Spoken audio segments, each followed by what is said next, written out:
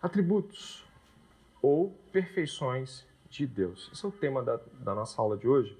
E eu gostaria de que pudéssemos refletir de que o próprio uso da palavra atributo ou perfeições é intencional. A gente está pensando de formas diferentes, talvez sobre o mesmo aspecto. Atribuir é dar a algo determinado valor. Alguns não gostam de usar a palavra atributos, por conta dessa preocupação de estar atribuindo a Deus, quando na verdade Deus é em si mesmo. Aí, por exemplo, Bavinck, a quem alguns conhecem e eu gosto bastante, usa o termo perfeição, embora também use o termo atributo, mas ele rege a coisa pela ideia de perfeição de Deus. A ideia de Deus existir em si mesmo, e não necessariamente a gente tem que atribuir um adjetivo para as coisas que ele é, entendeu? É só por isso que está aqui atributos ou perfeições. Eu vou para o segundo slide, onde a gente vai ter um slide que a gente sempre está lá, né? Teologia sistemática, né? É isso? Então, o que está lá embaixo sobre teologia sistemática? Vamos ler junto? Assuntos bíblicos agrupados em temas sistematicamente ordenados, cobrindo tudo que a Bíblia diz sobre aquela doutrina específica. Então, tudo que a Bíblia diz sobre juízo, tudo que a Bíblia diz sobre graça, tudo que a Bíblia diz sobre isso, não necessariamente buscando a progressividade, que é o que a teologia bíblica faz, mas buscando assim, olha, vamos categorizar nas prateleiras ali, né, tudo que a gente fala daquele assunto. E a gente aprendeu na primeira aula que comparamos os textos, somos exaustivos, cobrindo toda a escritura, e aí vamos catalogando. Lembra do exercício que a gente fez? De catalogação e divisão daquilo tudo, né? Qual é o nosso esboço de aula hoje? Eu apresento a vocês, logo no slide em seguida, de que a gente tem uma introdução, para entender a importância do tema. Nós temos transcendência e imanência, que é um segundo ponto que a gente vai trabalhar. E aí, de cara, os atributos incomunicáveis, os atributos comunicáveis. Possivelmente essa aula não vai terminar hoje. Eu já falei com a Aline que ela também tem essa liberdade de que possamos conduzir aquilo que for necessário para uma segunda aula. Então, se tiver que cortar, provavelmente a gente vai chegar até os incomunicáveis e aqueles que são comunicáveis na próxima aula. Mas já está tudo aqui, ainda que seja passível algum tipo de edição. As principais referências bibliográficas aí, a Aline usou muito esse livro da Jane Wilkin, eu não li ainda, mas tudo que ela colocou é excelente, excelente. Assim, os autores, tem um pessoal ali da Jane Wilkin, né? Tudo bem. Ela cita Pink, ela cita... Eu não gosto de Pink na maioria, mas eu gosto muito do livro Atributos de Deus, do Pink. Eu usei na Coaminical por muito tempo, eu dei todos eles ali, e é muito legal, o livro realmente é muito importante. Sproul, Tozer e Bavinck também completam essa lista. A gente também vai encontrar aqui o Franklin Ferreira e mais um ou outro autor que vão sendo colocados nos livrinhos do lado, você vai vendo do que a gente está falando, tá bom? Introdução, vamos juntos? O que devemos conhecer mais sobre Deus? Olha, eu acho que, por mais que possa parecer óbvio, é claro, a gente o ama, aqueles discursos, né? Alguns até meio nossa, né? Não, vamos pensar biblicamente. O que devemos conhecer mais sobre Deus? Dá uma olhada nesses dois versículos que eu coloquei, João 3,16 e João 17,3. Tá vendo aí, não tá? Olha, você vê o finalzinho do João 3,16, você vai ver que ele se comunica com o início de João 17,3, né? Tudo a ver, né? Porque Deus amou o mundo de tal maneira que deu o seu Filho unigênito para que todo aquele que nele crê não pereça, mas o quê? Aí você completa, então. Que conheçam a Ti, o único Deus verdadeiro, e a Jesus Cristo, a quem enviaste. Fica fácil assim, né? Juntou a vida eterna de cá com a vida eterna de lá. Então, a salvação que Deus nos deu não é um fim em si mesmo, mas é um meio para que o conheçamos. Que coisa maravilhosa. Somos salvos para conhecer a Deus. É sinal de que, embora a gente hoje goste de conhecer a Deus, esse negócio deve ser um outro nível lá em cima, né? Conhecer a Deus deve ser ainda maior do que nos é hoje. Mas por que está falando isso, pastor? Porque a questão aqui é que a vida eterna é o conhecer. E se hoje já somos provocados, intimados, impulsionados a conhecer a Deus, já temos esse paladar por conhecer a Deus, mas isso vai ser algo eterno. Significa que conhecer a Deus não apenas em categorias, né? Bondoso, justo, não. Mas conhecer a Deus em sua totalidade, experiencial, relacional, cognitiva. Não, deve ser, né? O céu está repleto está encharcado. A atmosfera do céu é a atmosfera do conhecimento de Deus. Imaginou um negócio desse? Eu fico tentando imaginar às vezes e não vai tudo, vai um pouco. Quem para aqui para pensar no céu de vez em quando? Né? Pensa, ele tá fraco isso aí. Vamos pensar mais no céu. Antes de entrar nos atributos e entrar em outras coisas, né? Eu gostaria que você pudesse pensar comigo. Aqui tem um probleminha aqui, tá? Que faltaram 2 slides que depois você vai receber, tá bom? Entrou direto em imanência e transcendência. Você viu que pulou a introdução? Não sei se o slide de vocês pulou também. Pulou? Olha que coisa, né? Tinha um texto do Bavinck sobre isso e eu me entristeço dele não estar aqui, mas eu vou enviá-lo depois para vocês. A introdução, então, fica amarrada com aqueles 2 textos que acabamos de ler. Por que devemos conhecer a Deus? Porque fomos salvos para conhecer a Deus. Porque o propósito de sermos salvos é que o conhecimento de Deus sejamos alcançados pelo conhecimento de Deus e possamos alcançar o conhecimento de Deus. Isso traz significados profundos. As institutas de João Calvino abrem com isso, né? O conhecimento. Como é que ele categoriza o conhecimento, né? A suma do conhecimento é o quê? É o conhecimento de Deus e o conhecimento sobre o homem, advindo daquilo que você também conheceu sobre Deus. O mundo criado por Deus está repleto do conhecimento de Deus, ele está cheio do conhecimento de Deus em todas as coisas, mas o homem é incapaz de perceber a totalidade dessas realidades a não ser pela revelação. Então, embora haja o tanto de percepção de que existe um Deus, é impossível apreciá-lo sem que Deus te salve. Que coisa triste deve ser um ateu, ser um descrente, porque você vê tanta coisa bonita e você não consegue dizer muito sobre isso, a não ser dizer que a beleza é bela, mas você fica, e por que é? Para quem é? Deve ser vazio. Né? Deve ser porque você já nasceu salvo? Não, é porque depois de 12 anos na fé, eu às vezes tenho que me esforçar para pensar naquelas categorias de vida. Era tudo muito na hora, era tudo muito o que eu estava sentindo, tudo muito que eu queria. E hoje parar e ver a pericorese de um meio ambiente e falar sobre isso é deleitável, mas não era assim. Né? Antes de entrarmos nos atributos, né, e deixando claro, é uma sala, é uma classe, a gente vai fazer uns movimentos aqui de sala de aula, eu gostaria de pensar em termos de como nós devemos entender a nossa relação com esse Deus e de que modo esses atributos vão se desenhar. Imanência e transcendência são 2 palavras que você precisa entender, a diferença de uma para outra, o que elas têm a ver com essas coisas de saber coisas sobre Deus. É preciso saber isso e depois a gente vai fazer um comparativo com as religiões, que também vai ser algo interessante, ver como as religiões lidam com isso. De imanência, você tem o Erickson aqui, ó, em sua introdução, acho que está na tela de vocês, não está? É sempre só dar um okzinho, uma balançada de cabeça, para ver se não perdeu nenhum slide.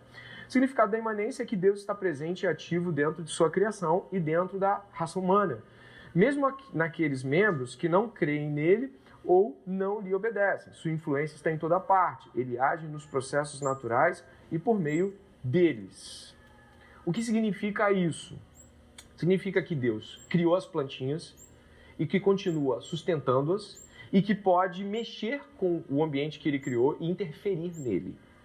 Deus também pode nos ouvir falar e falar conosco. Essa interação e esse modo com o qual o Deus Criador interfere e se relaciona. Jesus parou, né, os ventos, Deus abriu o Mar Vermelho, ou mesmo as intervenções milagrosas, ou aquelas mais comuns, as plantas que continuam brotando, e a gente poder chegar e ter orado ontem, vai vir aqui domingo à noite, meu Deus, Ele falou comigo. Por que a gente tem isso? Porque Ele fala através de sua palavra. Isso significa que Deus é imanente, ou seja, que Ele interage, que Ele se relaciona com o todo que Ele criou. Acho que não tem muita diferença. Não quero estacionar em lugares onde a gente não tem que estacionar. É a suma de imanência. Eu até vou colocar uma coisinha ou outra a mais. Olha a transcendência aí embaixo. É que Deus não é mera qualidade da natureza ou da humanidade. Ele não é simplesmente o mais elevado dos seres humanos. Ele não é limitado à nossa capacidade de compreendê-lo. Deus é bom, concorda? Mas o bom que a gente consegue dizer não é o bom na sua totalidade do que ele é. É porque ele é melhor do que esse bom que a gente consegue tatear.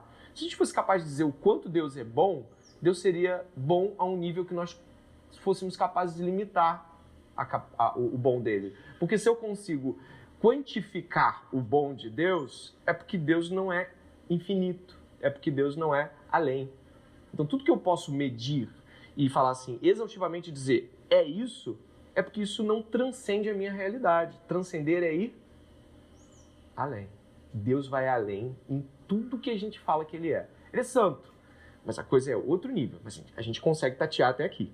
A gente não consegue fazer todas as categorias excedentes. Bondade, justiça, amabilidade. Alguns teóricos assim do século XIX tentavam fazer com que pensassem sobre Deus, né? Principalmente alguns liberais, ou pessoas assim, que tentavam desmistificar Bultmann e tal. Deus é bom.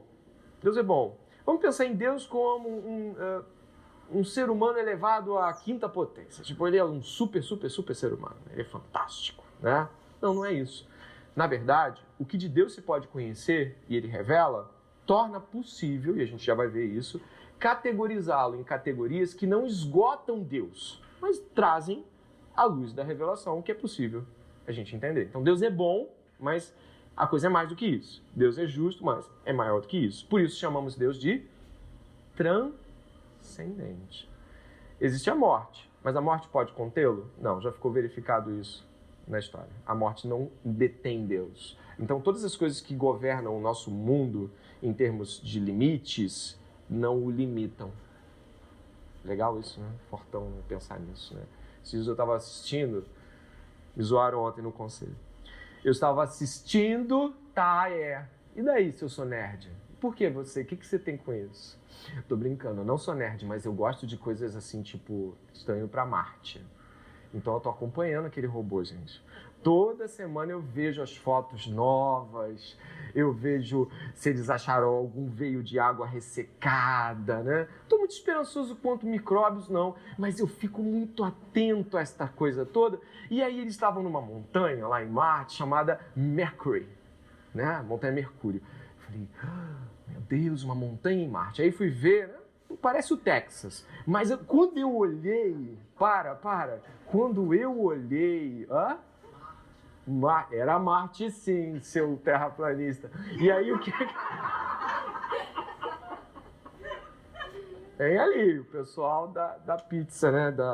Da cuia. Tá, eu vou falar igual aquele geógrafo brasileiro, presbiteriano.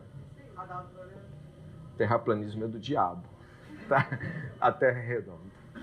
Ou laranja, como a professora da quinta série disse, chatadinha. Eu olhei para Marte e falei, não tem vida, não tem nada. E Deus fez. Minha mente virou. Aí tiraram fotos aí de umas luas de Saturno. Luas em Saturno, sabe quantas? 5. Parece aquelas paisagens pintadas por pintores que querem botar mais uma lua. Sabe, já viu gente que pinta coisas assim, 3 luas? Eu acho aquilo um barato. Aí eu falei assim, meu Deus, um planeta com 3 luas. Aí eu lembrei logo do Thundercat, eu falei, cara, que coisa... Brincadeiras à parte, eu vi os mundos vazios e um Deus além deles. Uau. Eu falei, uau, ele deve ser um negócio... Como é que deve ser falar? Eu falo com gente inteligente e eu fico quieto. Eu fico assim, vendo vídeo de gente inteligente falar.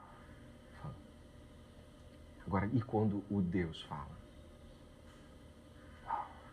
É por aí e mais do que isso, tenho certeza, né? Então, a transcendência de Deus, né? Ela vai levar-nos a esses arrepios que a gente tem que sentir de para tudo, né? É aquela coisa, né, de Pedro, né? O que a gente faz? Isso aqui é um cachorro quente, uma tenda? Isso aqui é que eu sente, eu levante? Não sei, eu estou apavorado. O que eu estou vendo aqui não traduz a realidade do que eu categorizei. As prateleiras da minha compreensão não se esgotam aqui. E o que eu faço? Moisés morreu, Moisés de novo, Elias, o que está acontecendo? O Deus que transcende a morte. Melhor do que falar sobre os santos é encontrá-los vivos na glória. E eu fico pensando em vários, desde a minha avó, por parte de pai, até Paulo, Pedro, João e esses caras que, né? Fora de série pensar nessas coisas. Isso também transcende.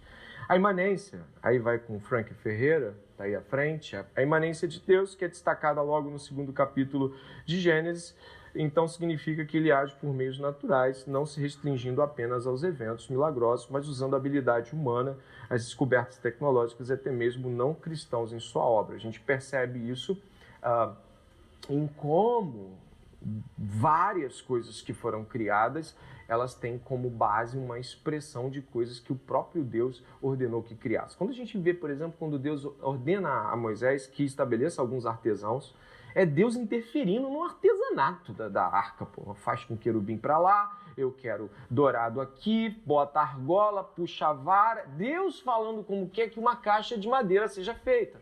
Que é mais imanência do que isso? Então, de Deus ordenar como é que ele quer que a caixa fique. Já pensou nisso? Ah, não é nada. É grande coisa. É pensar que Deus está organizando detalhes em nossas vidas. Cursos que nós vamos fazer, ele já está preparando professores. Faculdades, ele já está abrindo portas. Sabe, ele está interessado em tudo. E está interferindo em tudo. Vale aí uma dica para ler O Deus que Intervém, Francis Schaeffer, tá bom? Quer algum comentário? O pessoal está me olhando assim meio olhudo, eu não sei o que é. Se eu estou falando besteira, vocês têm que corrigir o pastor. A congregação tem esse poder. Vamos lá, a transcendência de Deus. Quem já pegou esse Bavinck aí? Quem já está com ele para me emprestar? Quem já comprou e está chegando? Eu comprei, não para mim, mas chegou e voltou para Brasil. Quando a gente não gosta, não é assim que a gente faz. A gente fica com o livro e dá para alguém. Tipo, quando eu não gosto do livro ou quando eu gosto muito do livro, eu tenho essa atitude. Eu posso dar o livro, gostando muito ou não gostando. Agora, aquele livro que ainda não sei se é bom, eu fico... Então aguarda um pouco, não manda embora, não. Tá bom, tudo bem. A transcendência de Deus afirma que, no 1º capítulo de Gênesis, é o que toma infinitamente... que o torna infinitamente maior do que qualquer outro objeto da criação. Sempre haverá uma diferença qualitativa infinita entre Deus e os homens. A gente consegue perceber isso por causa da queda, né? Não. A queda só acentuou aspectos.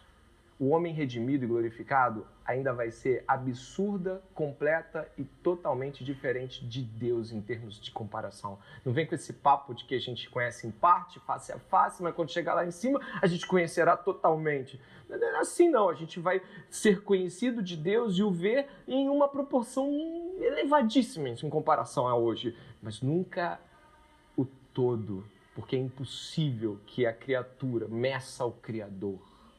Sempre haverá mais de Deus para se saber. Isso é fascinante, né? Imagine que sempre haverá mais sobre Deus do que somos capazes de suportar. E isso já é glorioso em sua totalidade. Concorda comigo? Se conhecer a Deus é o deleite do bem supremo de todas as coisas, então a gente tem deleite para toda uma eternidade. Não fica pensando, né, no fundo branco, um velho barbudo, dizendo, sabe como eu fiz para redimir todo mundo? Não tem isso não. Não é um troço assim, cara. Pelo amor de Deus, que visão de Deus parca. Esse abismo que existe entre Deus e nós não é apenas uma disparidade moral e espiritual que se originou com a queda. Eu acabei de falar, é metafísica, ou seja, está na ontologia. O que é ontologia? É estudo do ser.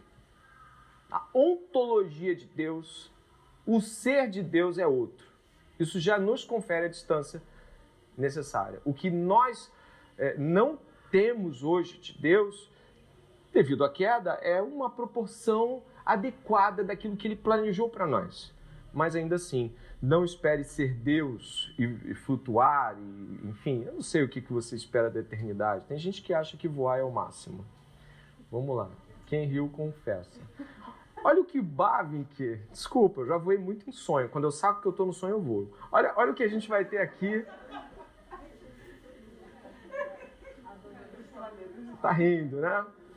Mas olha o que Bavinck diz aqui sobre o fato, eu acho fenomenal. Isso aqui é um ponto para a imanência, um ponto a favor da imanência. basicamente é o seguinte, eu não vou ler tudo aqui, mas Deus não fala de mãos, braços, pernas, Deus nos recolhe como... Jesus fala que tentou guardar-nos, né, em Mateus, como as galinhas que protegem seus pintinhos. Deus não é galinha, porque ele usa coisas da natureza para falar de suas ações. Por que ele faz isso? As ações de Deus são comparativas, né? Deus quer nos proteger como uma rocha. A gente fica na rocha, que é Deus. Então, ele usa o meio das coisas que ele criou numa tentativa linguística de nos mostrar como ele age. Isso é fantástico. Isso só faz sentido porque Deus é imanente. E aí, eu não vou ler o Bavinck aqui todo. Acaba a aula. Deixa o Bavinck para casa, então. Mas você entendeu que o que o Bavinck está querendo dizer é que se Deus permite-nos usar categorias antropomórficas para lidar com ele, é porque ele é imanente. O que é antropomórfica? Né? Antropo é homem em grego e mórfica é forma. Então, se Deus permite-se categorizar por mãos de Deus, a mão de Deus está... Você ouve Isaías falar sobre a mão de Deus, você ouve Êxodo falar sobre Deus falou aos homens. Então Deus fala, Deus tem voz. Se Deus se permite categorizar em termos de se tornar compreensível neste sentido do seu fazer, o fazer de Deus é analogizado. Jesus usa arte para fazer isso, tá? Russell Shedd fala de que Deus gosta de arte, né? E Deus gosta tanto de arte que Jesus escolheu parábolas, que são ilustrações, para falar de como Deus se move em suas realidades relacionais. Já viu isso? Nunca tinha percebido que Jesus usa arte para falar de fé? A parábola é uma espécie de arte. Ela não é a realidade pura e simples, ela é uma realidade desenhada no campo da imaginação. Então, o próprio Jesus Cristo usa cenários da vida para falar sobre o reino vindouro, sobre a punição vindoura, sobre o juízo vindouro. Né? Essa apropriação não é mera apropriação, é porque essas coisas foram feitas por ele. Logo, ele pode usá-las para expressar o modo como ele se move. Isso é significativo, né? É como se fosse uma ficção. Ficção, eu diria assim, o Tolkien, ele usa uma expressão para falar dos livros dele, de que tudo que ele fazia era uma subcriação de Deus. Basicamente, é como assim, Deus criou todas as coisas e a gente faz coisas parecidas com o que ele fez. E por isso, essas coisas são uma espécie de representação daquilo que Deus já fez. A palavra ficção pode levar a gente para algo que não é real. E aí é o perigo, talvez, da ficção, né? A gente pensa em ficção, pensa isso não é real, isso é ficção. Então, eu diria assim, é uma representação, há um apontamento, né, uma tipificação. Elas aludem a algo maior. Tá? Boa sua colocação. E as religiões no mundo, né? Como é que elas lidam com essa coisa da imanência, da transcendência? Vamos fazer um apanhado rápido aqui? Tá aí para vocês, né? Eu sei que vocês jogaram esses cordões fora e usavam, né? Eu gosto quando a pessoa ri. Ela se entrega. Tinha lá a bolinha do Yin Yang. Animismo. Animismo é achar que a natureza tem Deus nela, na plantinha, no bichinho, na água, na flor. Os animistas acreditam, então, de que Deus não é transcendente, porque ele está contido e é tal como sua própria criação. Se é que é possível dizer que todos os animistas sejam categorizados como que pensam no Deus Criador, que seria um absurdo. Mas vamos pensar em termos de animismo. Quem são os animistas? Os nativos brasileiros são animistas, né? O Deus Fogo, o Deus Trovão. Então, existe Deus nas coisas. Por exemplo, um animista pode crer que existe Deus na folhinha, né? Tem uma emanação de Deus que é contida na folhinha. Então, o problema do animismo, né, dentre suas próprias mentiras, é de que Deus não transcende. Deus está limitado àquilo que nós vemos. O Espiritismo, ele vai dizer que Deus existe, que Deus é tal como alguém, mas ao mesmo tempo vai chamar Deus de força, energia. E isso torna impossível compreender Deus como uma pessoa. O que faz com que, por exemplo, o espiritista vá desde categorias como Deus falou comigo a não é possível que Deus fale, mas sentimos que existe algo diferente na atmosfera. Não dá para pensar em espiritismo apenas sobre kardecismo, porque muitos espíritas são, por exemplo, budistas são espiritistas de certa forma, porque eles acreditam, por exemplo, na reencarnação também, o budismo. Hinduístas, não tem como você categorizar o espiritismo apenas por kardecismo, mas em geral há um aspecto que torna impossível qualificar o Deus espírita como um Deus transcendente, embora em algum nível seja imanente. Estou só falando, não estou apologetando aqui, só explicando. No Islã, Deus não se comunica com seus filhos. Tá? Os muçulmanos, a palavra muçulmana significa submetido a Alá. Os muçulmanos, eles veem Deus como todo-poderoso. E se tivéssemos que pensar em atributos, tá? O atributo maior do Islã é que Deus, Alá, é todo-poderoso. E isso não pode ser contido. Basicamente, Alá é uma figura tão poderosa que não há nem mesmo leis em seu próprio caráter que detenham esse tal poder. Alá faz conforme lhe agrada. Isso fica muito claro no Alcorão, quando você vê, por exemplo, coisas extremamente contraditórias escritas pelo próprio Maomé. Não, Maomé não escrevia, ele era analfabeto, mas os seus discípulos escreveram.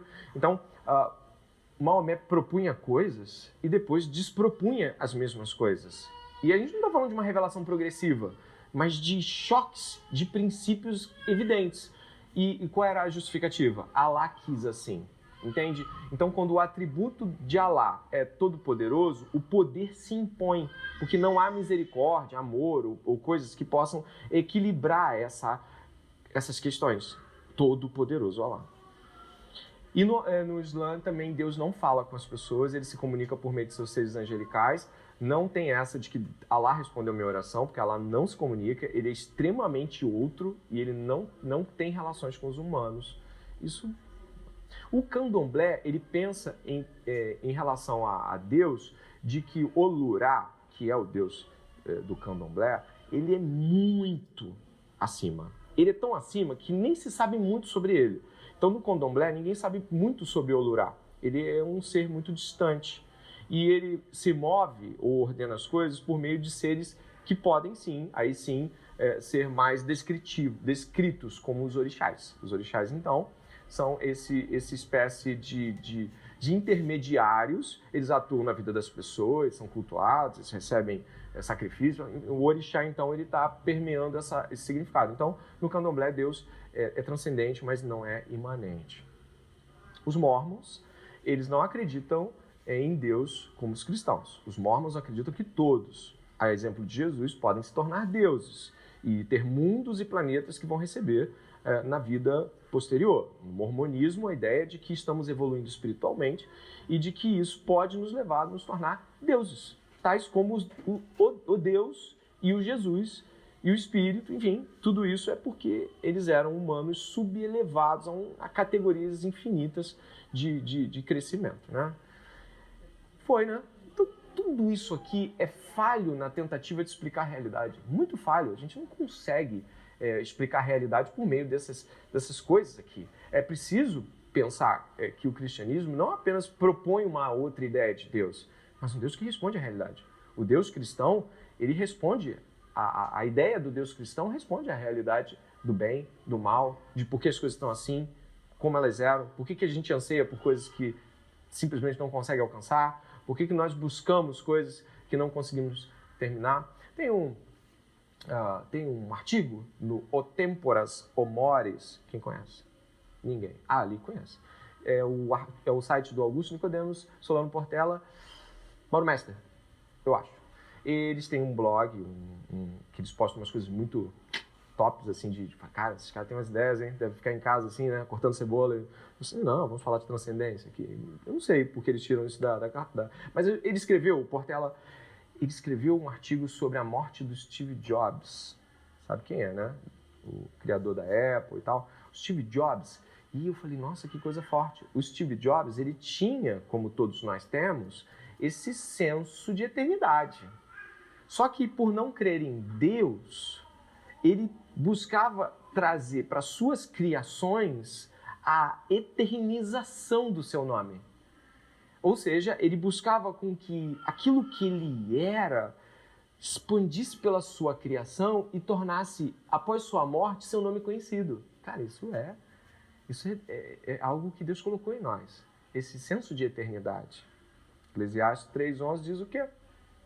De que Deus, ele colocou o senso de eternidade no nosso coração, fez as suas obras, e do começo ao fim as fez, mas nós não podemos saber nem o começo nem o fim delas. Eclesiastes 3:11 para você meditar depois. Portanto, até mesmo na busca ateia ou na busca distante de Deus é possível perceber esses aspectos da eternidade, da transcendência, nessa coisa da pessoa querer deixar o nome dela para a posteridade. Isso é o quê? É uma coisa que Deus coloca em nós para que a gente fique atento à nossa própria realidade caída. Olha, por que você quer tanto não morrer? Se morrer é tão natural. É porque Deus colocou em nós esse senso de eternidade também.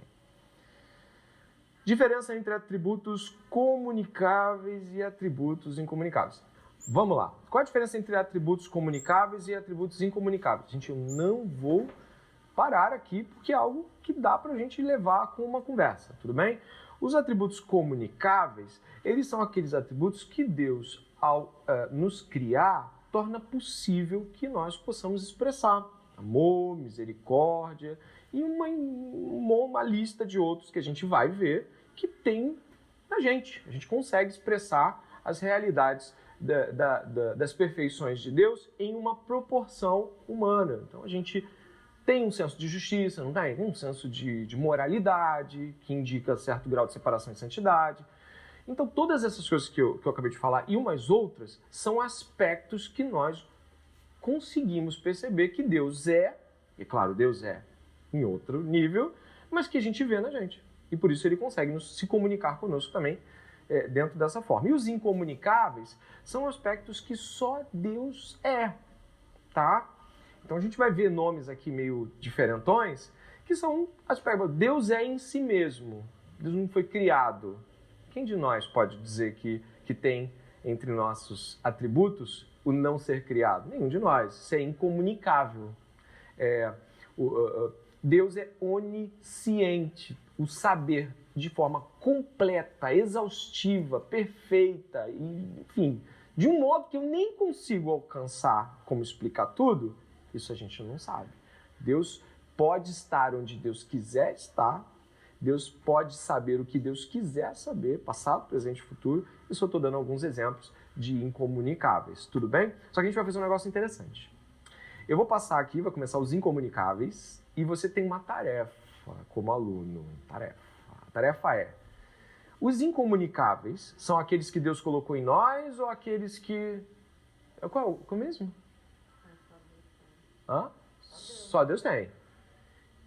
Mas qual foi a síndrome do Éden? Querer o quê? Então você tem uma tarefinha. Toda vez que eu terminar um atributo incomunicável de Deus, você vai me relatar uma tentativa pecaminosa humana de agir como Deus. Porque no Éden, o que aconteceu? O que eles queriam? Ser como Deus. Então vamos ver onde a gente falha na tentativa de chamar para nós os incomunicáveis. Vamos ver os teólogos aí, hein? Vamos ver os teólogos aí. Atributos incomunicáveis. Quem pode ler o primeiro pra gente? A diferença suprema entre Deus... Opa, mas fala o nome dele, hein? Fala o nome.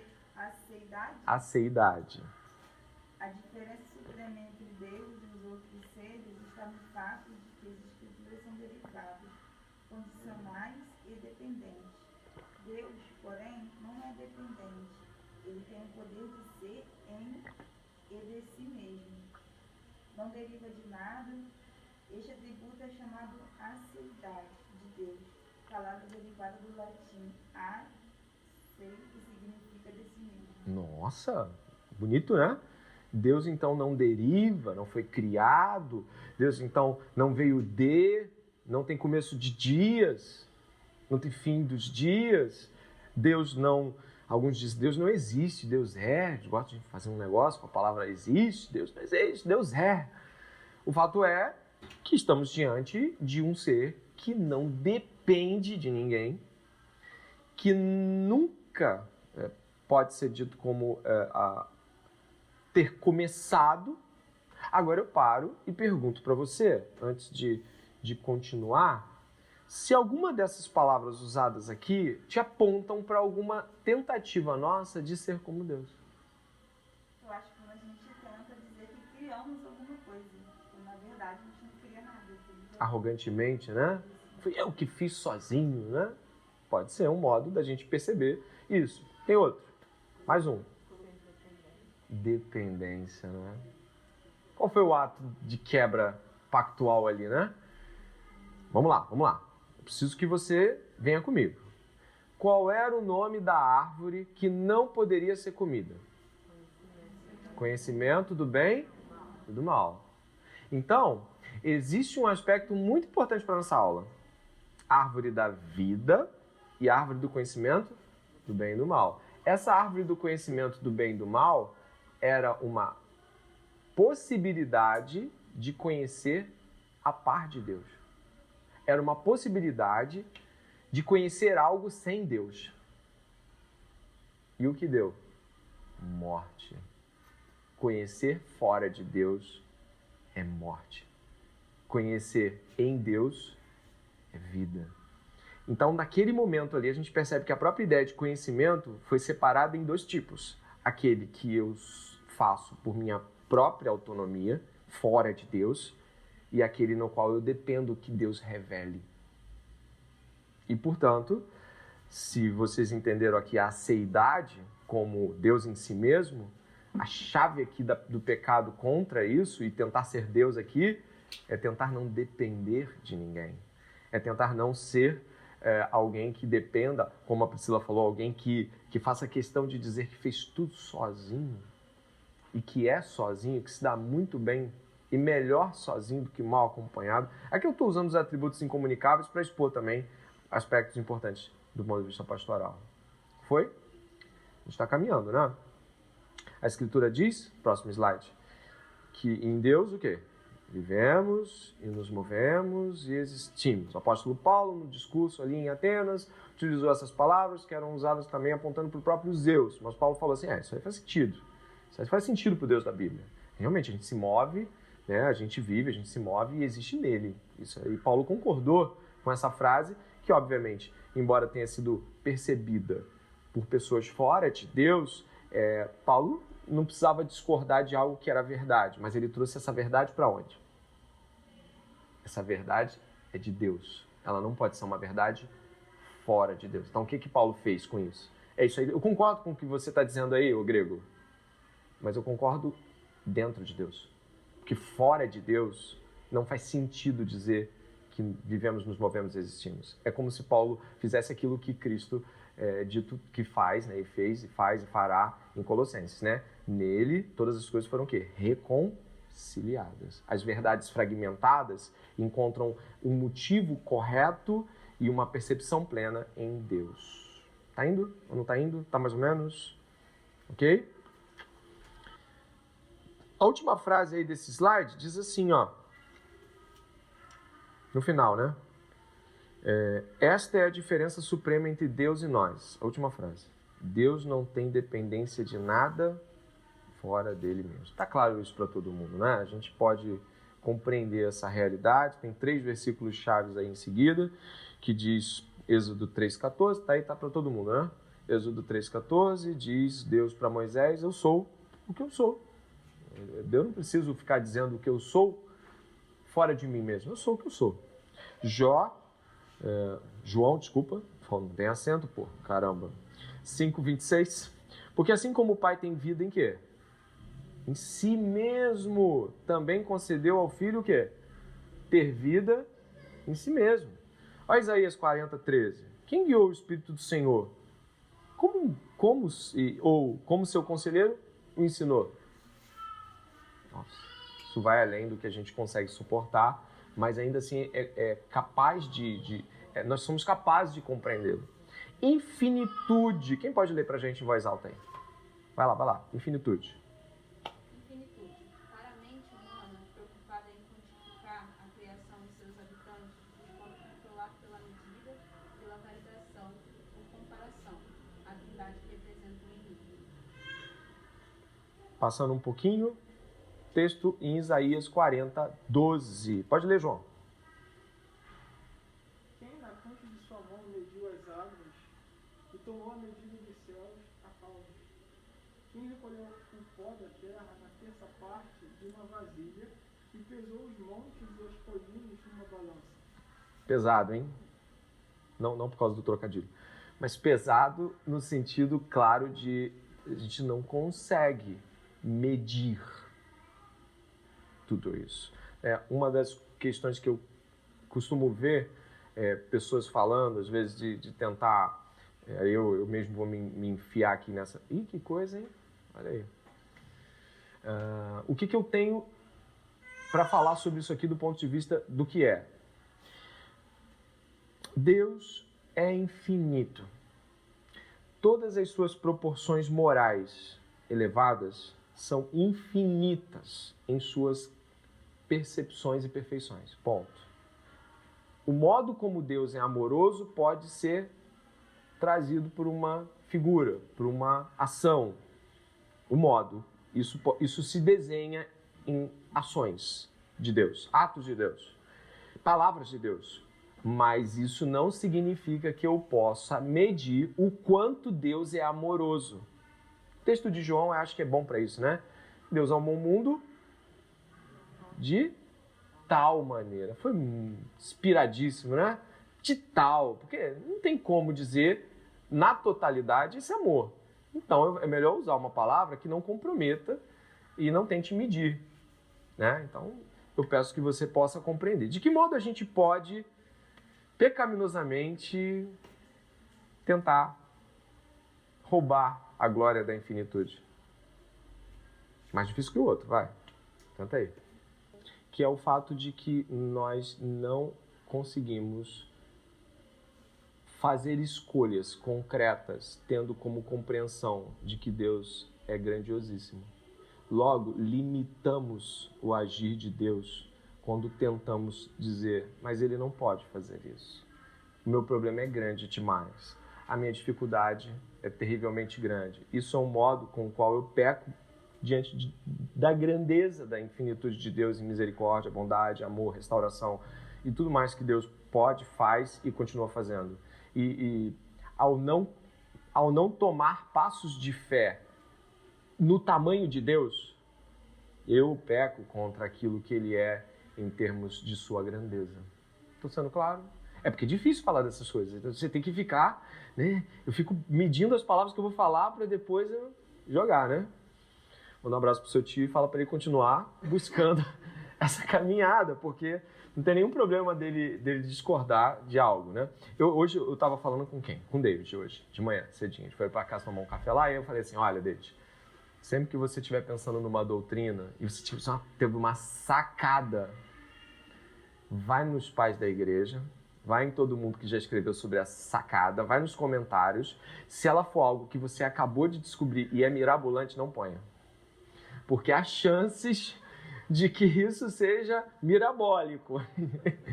Aí ele riu, mas é verdade. Eu já tive umas coisas, cara, ninguém viu isso, só eu vi isso na história da igreja. Aí eu fico, opa! Ô, caramba! Oi! Essa questão da finitude, é possível relacionar ela lá no Éden, quando Deus deu a ordem a Adão de que se comesse fruto iria morrer. Porém, Adão, por ser homem, não tinha consciência do que era aquela morte. Até então, Deus falou diretamente com ele. Se eu não estiver enganado, ele embolou nos negócios todos. E mesmo assim, houve a desobediência. Mesmo assim, não houve uma crença na possível morte. Acho que ali ele tomou para eles ali uma finitude, algo referente a isso. Isso veio na minha mente agora, mas eu não sei se tem contexto. Eu vou pensar o seguinte. Deus falou, não coma que vai dar ruim, é isso? Deus é sábio. De que modo? Infinitamente sábio. Então, quando Deus dá uma direção na Escritura, eu tenho que abaixar a cabeça e falar assim, olha, isso aqui é infinitamente maior do que eu, infinitamente mais sábio que eu devo acatar. Eu acho que é um modo de pensar na nossa limitação em relação à infinitude de Deus. Tá bom? O outro slide, só para finalizar esse aspecto, Deus da Bíblia é infinito, imensurável, não quantificável, incontrolável, irrestringível e completamente ilimitado. Isso é algo fenomenal, maravilhoso. Versículos chaves, está em seguida. Acha aí pra gente. Achou? Cada um lê um aí. Levanta a mão, lê rápido. Salmo. Grande é o Senhor e muito... Salmo 45. Grande é o Senhor e muito digno de ser louvado, e a sua grandeza insondável. 1 Reis. 1 Reis 8, 45. 27. Mas de fato, habitaria Deus na terra, eis que os céus e até o céu dos céus não te podem conter, quanto menos esta casa que eu edifiquei. Isaías. Isaías 66, 1. Assim diz o Senhor: o céu é o meu trono, e a terra é o estrado dos meus pés. E aí? O que ele está querendo dizer? Eu não... Sei lá se eu vou falar certo. Caibo. Tá certo? Caibo. Feio, né? Tá, eu não fico aí dentro. Eu sou mais. Salmo 51 diz: pensava tu que eu era teu igual? Agora porei tudo à vista. Ou tá pensando que eu sou você? Basicamente ali cinge teus lombos e fica no teu lugar como homem.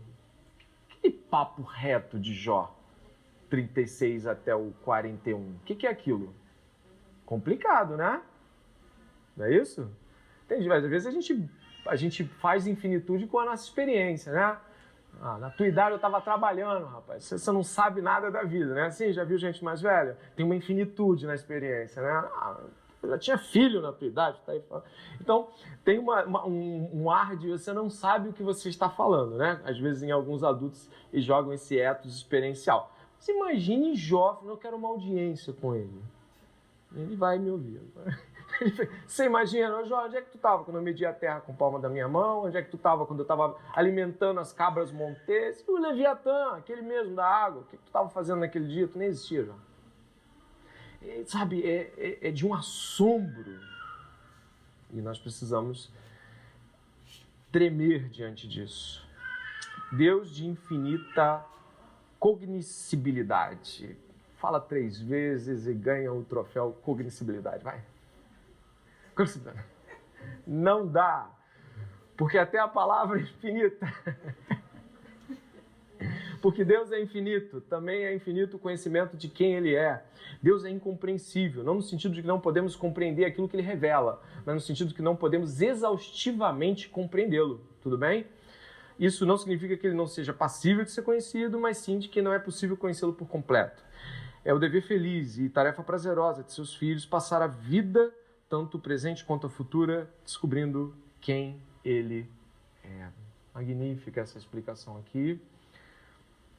Está ali em João 17,3, já foi dito, de acordo com Jesus, conhecer a Deus é o objetivo fundamental da vida, e a vida eterna é esta, que te conheçam a ti, como o único Deus verdadeiro, e a Jesus Cristo a quem enviastes, né? Vamos passar um pouquinho, porque eu acredito que nós possamos ainda fazer mais um, já que a gente falou sobre a infinitude, a ideia de um Deus que é infinitamente grandioso em modo de conhecimento já nos cabe dentro daquilo que a gente havia proposto, né? Aluno novo aí, vamos cumprimentar? Bem-vindo. Ele tinha outros planos. Eternidade. Vamos lá?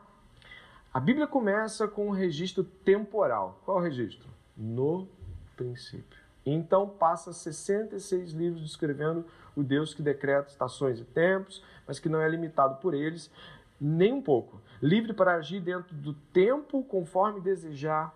Deus existe fora do tempo. Apocalipse 1:8. Quem pode? Eu sou o Alfa e o Ômega, diz o Senhor Deus, aquele que é, que era e que há de vir, o Todo-Poderoso. Isso deixa a coisa em outro nível, né? Em outros patamares. Pensar em Deus ser o princípio e o fim das coisas, ou seja, eu trago aquilo que de fato pode ser compreendido desde o princípio até o fim do que vocês entendem. E está dizendo que aquele que é, que era e há de vir. Até mesmo para você pensar nisso, você precisa dar uma trabalhada. Ele é, ele era, há de vir. Hebreus fala também de Jesus o quê? Jesus Cristo é o mesmo ontem, hoje e para sempre, eternamente. O que quer ser dito sobre isso é de que Deus é antes do temporal. a eternidade de Deus não é possível de ser explicada com tantas palavras assim, porque nós não temos uma experiência com ela. Nós temos experiência com o amor de Deus, nós temos experiência com a misericórdia de Deus, com a justiça de Deus, com a santidade de Deus, mas nenhum de nós aqui teve experiência com o fator eterno.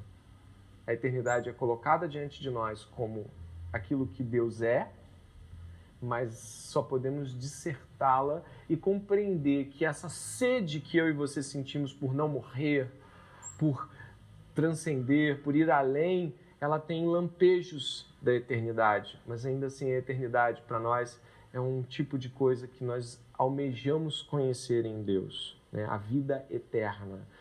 É claro que quando Jesus está falando de vida eterna, ele não está falando de que nós não começamos, mas ele está falando de um tipo de qualidade de vida que vai ser infinita e que em suas realidades é tal como a vida que o próprio Jesus tem diante dele.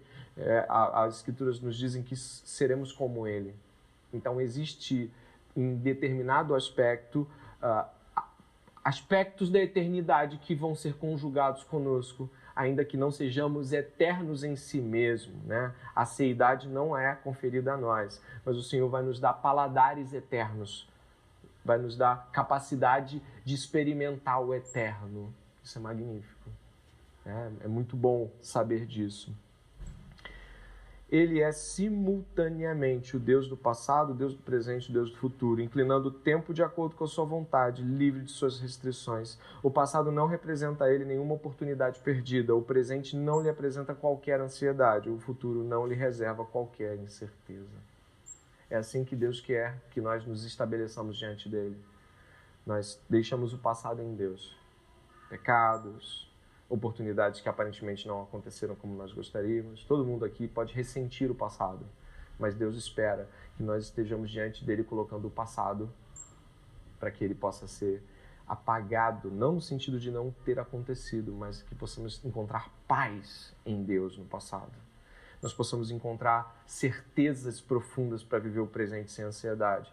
E nós possamos encontrar a esperança do futuro de tal forma que em Deus a gente fica tranquilo quanto o dia de amanhã. Esses aspectos geralmente são muitíssimos ignorados por nós. A ansiedade, se não for patológica, se não for porque você tem alguma coisa, problema com hormônio, com sei lá o que, a ansiedade, ela expressa um Deus tão pequeno que nem Deus pode ser chamado. Terminamos aqui no Salmo 90. Senhor, Tu tens sido o nosso refúgio. Olha aí, olha como é que a eternidade de Deus é aplicada em nosso coração. O Senhor tem sido o nosso refúgio de geração em geração. Antes que os montes nascessem e se formasse a terra e o mundo, e a eternidade, Tu és Deus. Tu reduzes o homem ao pó e dizes, tornai filho dos homens. Pois 1000 anos aos Teus olhos são como o dia de ontem, que se foi, e como a vigília da noite.